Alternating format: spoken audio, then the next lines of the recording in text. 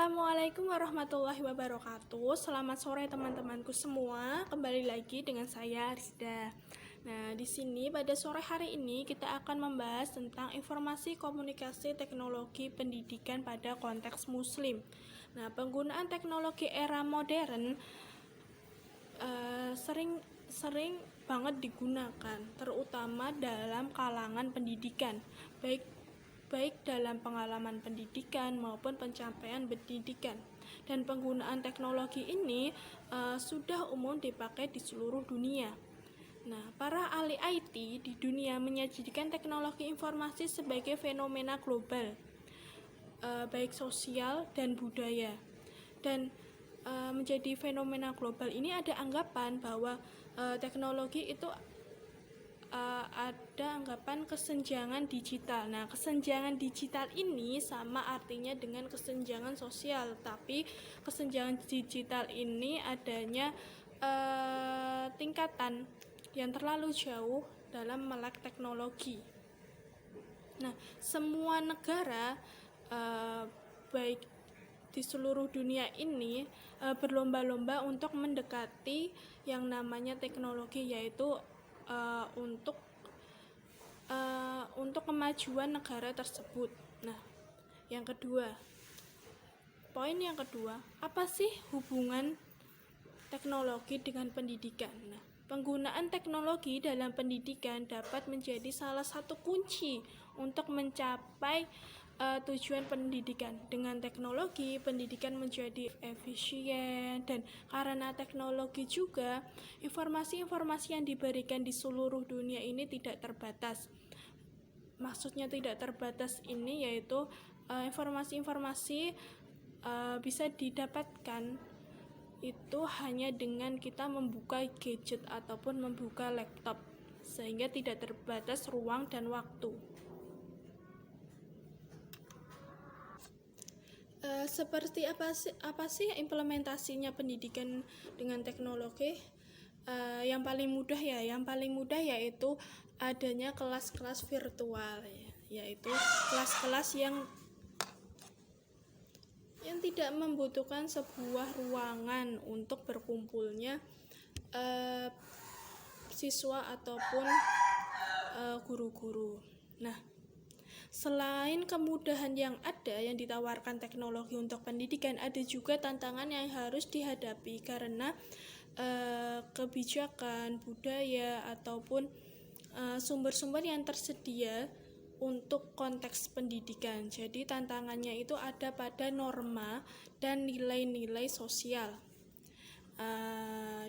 Diibaratkan seperti kita bertemu pada kelas offline. Nah, kelas offline itu ada yang namanya murid, ada yang namanya guru yang bertemu langsung, sehingga membentuk suatu interaksi, dan dari interaksi tersebut maka akan keluar namanya nilai-nilai dari guru untuk diteladani si murid tersebut.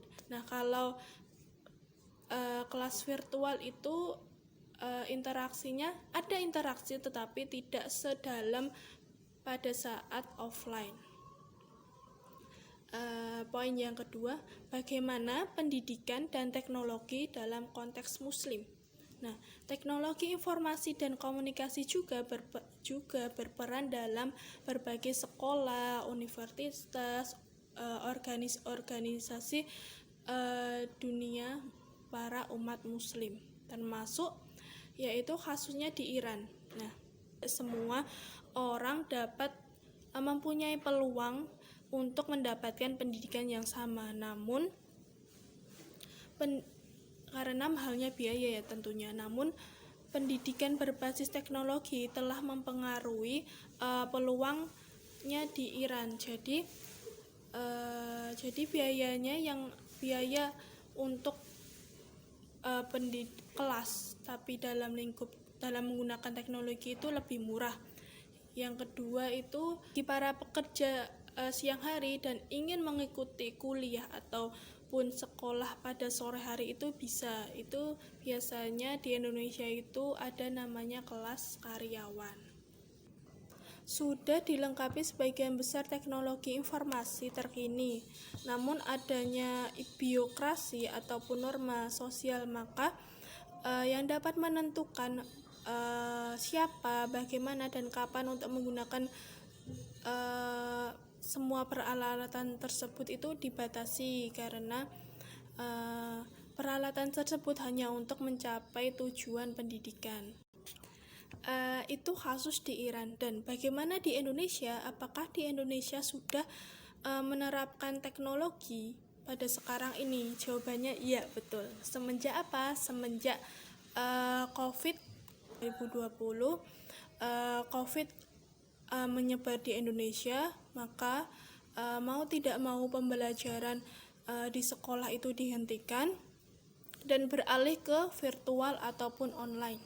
Nah, di sini pemerintah itu berlomba-lomba atau beradaptasi ke Indonesia. Bagaimana sih orang-orang Barat kuliah atau pembelajaran secara online, dan itu berakibat positif bagi pendidikan di Indonesia.